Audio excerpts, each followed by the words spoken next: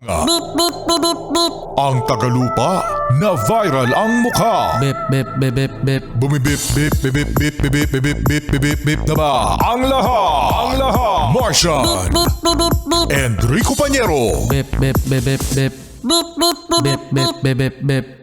Bip, bip, bip, bip, bip. Titilaok!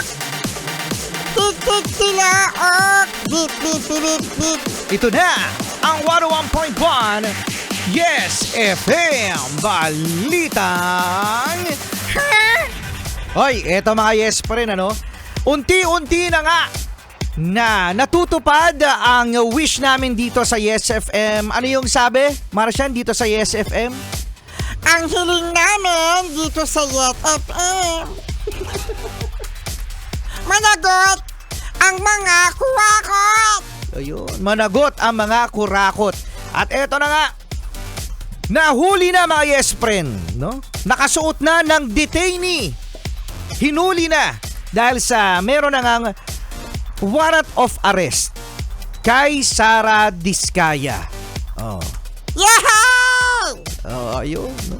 Tapos mga yes friend, so kinukuha na siya ng camera, no? Habang siya ay sinusundo papunta sa kulungan. Oh. So, sa camera, mga yes friend, ay may sinabi pa si Sara Diskaya. At ano ang sabi niya, Martian?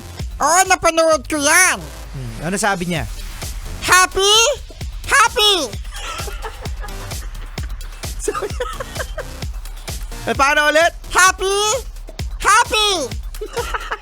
Yun ang sabi ni Sara Diskaya. Grabe mga yes friend, ano?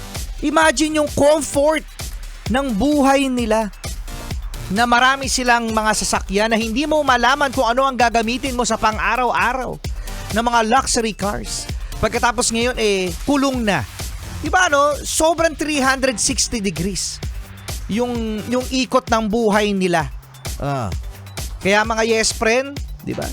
Maniwala tayo sa Karma! ayun, sa karma. Kaya yung mayroong mga ginagawang mga masasama dyan, yung mga nagnanakaw. May oras din kayo. Oo, may oras din kayo. So, 5 days, 16 hours, 18 minutes, and 22 seconds to be exact, mga yes friend. 5 araw na lang mahigit. 5 days and 16 hours. Naghihintay pa tayo kung sino ang big fish. Dahil itong si Sara Diskaya, ang mag-asawang Diskaya, hindi sila big fish. Ano sila, Martian? Dilis!